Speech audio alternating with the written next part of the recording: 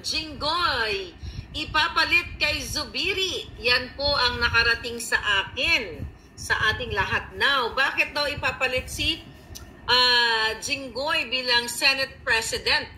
Alright?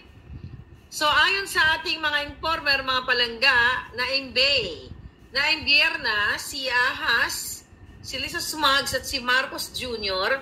kay Zubiri. Okay? Kay Senate President Zubiri. Di ba? Noong nakaraan, originally kasi si Zubiri talaga is anti-Chacha. O ayaw talaga sa charter change. Pero later on, I think in the middle of February, nagbago ang kanyang isip at inayunan niya, okay? Ay dahil kinausap siya ni Marcos Jr., ni Kuting at ni Tambaloslos para nga makipagsabuatan sa charter change na ito or sa puwersahang initiative. Okay? So ano ang nangyari, mga palangga? 2 weeks ago ay nagsalita si Zubiri na bago pa nagsalita si Zubiri, kung naalala ninyo, si Tambaloslos ay may sinabi sa ating mga senador na wag daw pakialaman, wala daw pakialam itong mga senador na ito sa charter change. Remember that? Sinabi ni Tamba yon, okay? Sinabi ni Tambaloslos sa kanyang press conference na magtrabaho na lang daw itong mga itong mga senador at huwag daw pakialaman ang charter change o yung People's Initiative na isinusulong ni Tambaloslos. Ngayon, nag-aklas, di ba, nag-alsa dyan si Joel Villanueva, lalo si Senator Amy Marcos, dahil na, nabukelya niya yan. Ang si Zubiri naman, syempre si Presidente Kuting, ay Presidente, maaaring sila ay natatakot, baka sila ay gipitin. But again, ang eksenang kaganapan, mga palangga, dahil ayaw pumayag ni Zubiri, okay? Nakarating po sa atin, ayaw pumayag ni Zubiri na basta-basta na lang pumabor ang Senado sa puwersahang initiative na pinopropose nitong mga buwaka ng ina, si Kuting, si Tambaloslos at si Lisa Smugs dahil nga sa political aspect. Diba? It's not really for people economic provision. Kasi lahat naman tayo mag-agree kung hindi tayo pinwersa o hindi nilinlang ang mga taong bayan sa pagpipirma nitong jutang ginanang initiative na to gamit ang ayuda at binayaran ang mga kongresista. Okay? So dahil hindi pumayag, okay? Dagadagdag here natin today, oh. Ngayon, mga palangga, kumusta na kayo, okay? Ay, okay, nako, dapat bantayan ng maiyan, baka mabudulot tayo ng mga yan. Okay, mga kababayan, here's the thing, pating. Itong buwakang lang to, itong hayop na nasa Australia, nag-ano na naman doon, nagdadadakdak na naman doon, nagyabang na naman ang kabalbalan niya. Itong jutang inang ito, at saka itong butod na ito, mga palangga, ayan, kasi butod, nililimpis ang ganyan yung asawa niya. Sinasakal niya, di ba? Bagay yung, yan, sinasakal niya. Tapos yung itlog nito ay pinipisil niya. So, pisil natin itlog. Ayan, pisil natin itlog. Ayan, pisil ng itlog. Alright, so itong hayop na ito, mga kababayan, ay inuutusan o pinupush si Zubiri na pumayag na ang Kongres, ang Senado, na, at saka itong dalawang itong hinayupak na to, pumayag or iaprubahan na yung jutang ginanang charter change na yan. Pero 2 weeks ago, nagsalita si Zubiri na kanilang babalangkasin sa Senado at dapat, base sa ating konstitusyon, nakasalukuyang konstitusyon, ay hindi pwedeng basta-basta na lang na oo ka na lang sa kadyutahan ng Kongreso. Pagbobotohan nila. Ang trip dapat sa bawat issue o bawat aspeto na gusto nilang i-amend, ayon kay Zubiri, ay pagbobotohan. At dapat magkaroon ng 3/4 votes, which is 18 senators dapat ang bumoto, okay, doon sa particular na gustong i-amend. Katulad na, let's say, for example, ang pinututukan nila, it's really economic provision. like regarding about education, advertising, yung tatlong yan. So dapat daw may bumoto na 3/4 sa Senado. Then pag naboto na, dun sa mga gusto nilang i-amend, tsaka ngayon nila i-forward sa Kongreso. At doon, after that, magkakaroon ng bicameral meeting and decision. Ayaw ni Kuting. Okay? At ayaw ng mga buwaka ng inang to. Itong dalawang tong mga hinayupak na to, gusto talagang budulin kasi hindi talaga ang intention nila for economic provision. Kasi ang gusto nila, politika. Ibig sabihin, para manatili sila sa pwesto. Yung hinayupak na ito, itong buwaka ng inang tong butod na ito, at itong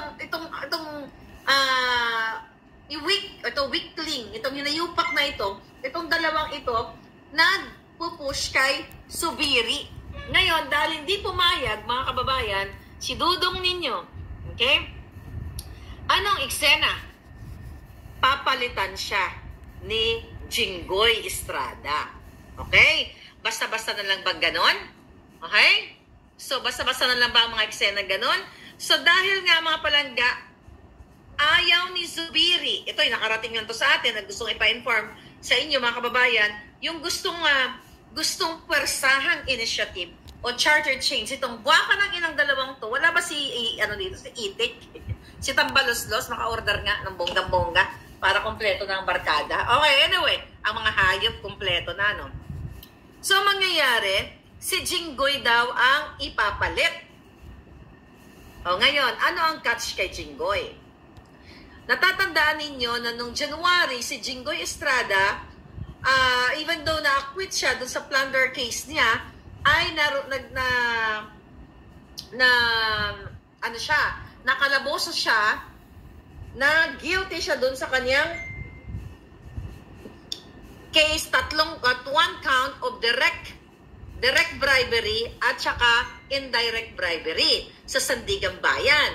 So dapat, 'di ba, kung sobrang final na yung desisyon na 'yon, ay hindi na siya dapat makatakbo, 'di ba, perpetually hindi na siya makatakbo sa kanyang sa politika. Hindi siya makatakbo kahit ano at hindi rin siya makaboto, magiging suspended na yung kanyang right to suffrage kung siya ay tuluyan ng ma-convict, ma-guilty or final and executory na yung hatol sa kanya.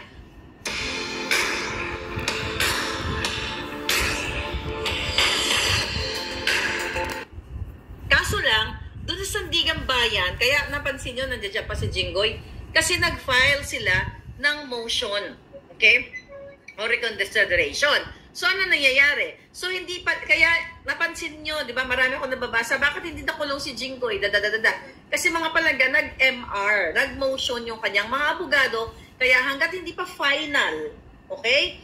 O kahit na maglabas ng resolusyon ng Sandigan Bayan, dito sa kaso ni Jinggoy, sa bribery, mga kababayan, ay pwede silang umapila sa Supreme Court pa rin. So kaya nandyan pa si Jinggoy, di ba? Ngatol yata it's 8 to 9 years, Bakit ko kinukwento sa inyo to?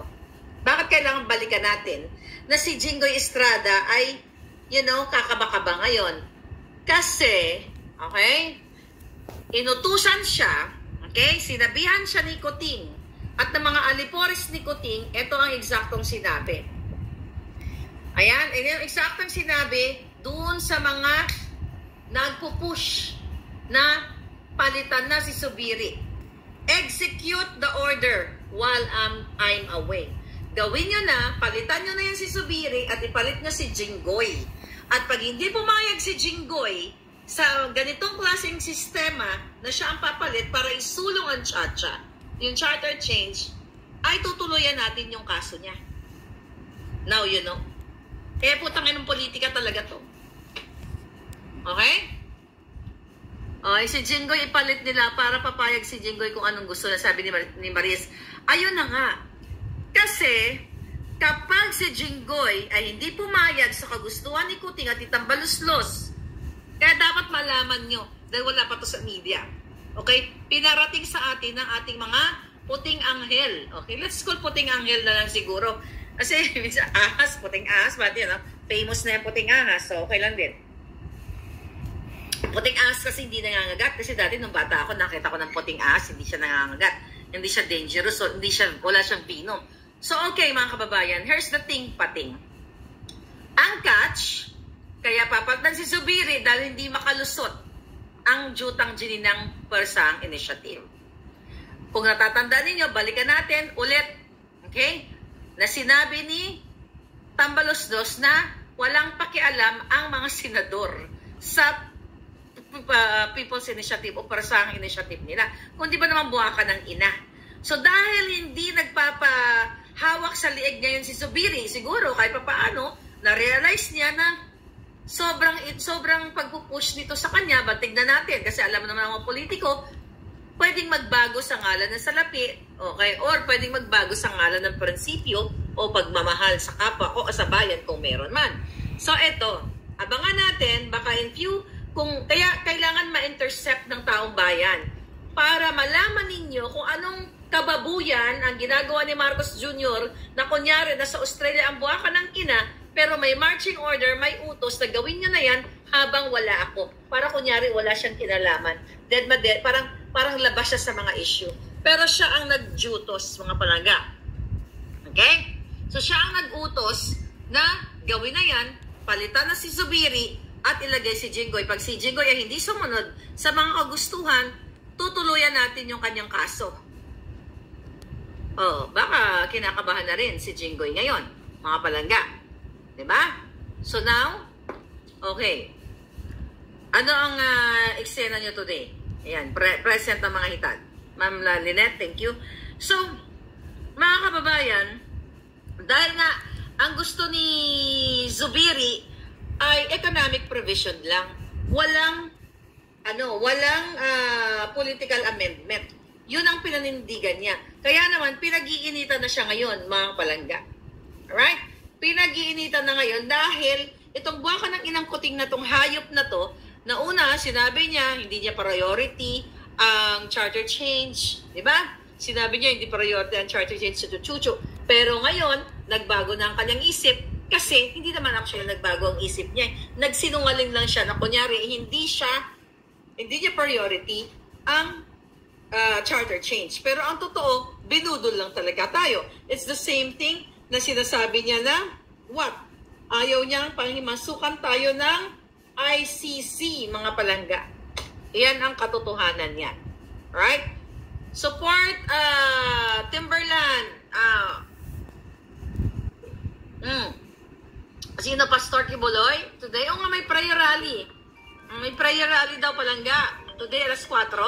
Paki-comment na diyan, mga palangga. Ma'am Marlica, yung puting ahas, ilivita yan. Ano? Isang plug. Ay, sino to? Okay, sorry. Okay, answer the, ano? Okay. Mga kababayan, walang tulak kabigin sa mga senador, sabi ni Solid Maharlika. Oo nga, palangga eh. Kaya, hindi natin alam kasi, baka may pagbabadya, baka gurgurin si, pareho, di ba? Baka gurgurin si Zubiri. At ito si Jinggoy, matakot-takot din ang lolo mo. Pag tinuluyan siya, imagine mo kung tinuluyan siya ni Lisa Smugs at tatamnan pa siya ng mga kaso dahil magaling yan eh. Di ba? Magaling yan eh. Okay? Magaling yan eh. Alright? Okay? Pinapakita mo sa akin, o sige, epal ka. May naaway lang ako dito. Okay, palangga. So ngayon, kaloka. Nag-iinit ulo ko ha. Rally sa Paco, Manila, 4 p.m. Ano yun? May rally? Okay? Alright. So, mga kababayan, now alam nyo na ipapalit si Jinggoy. Kung, okay? Baka na naman babaguhin na naman. Kasi pag narinig ni Ahas, itong putang inang ito, itong hinahihupak na to, yung botog na to, kapag narinig niya dito, pag nalaman nila na binukele natin, dinidelay-delaying tactics nila. Alright? Dinidelay tactics nila. Ay, singit daw na balita, sabi ni Ronald, mga balitang showbiz, Jacqueline Jose pumanaw na. Oo nga, nabalitaan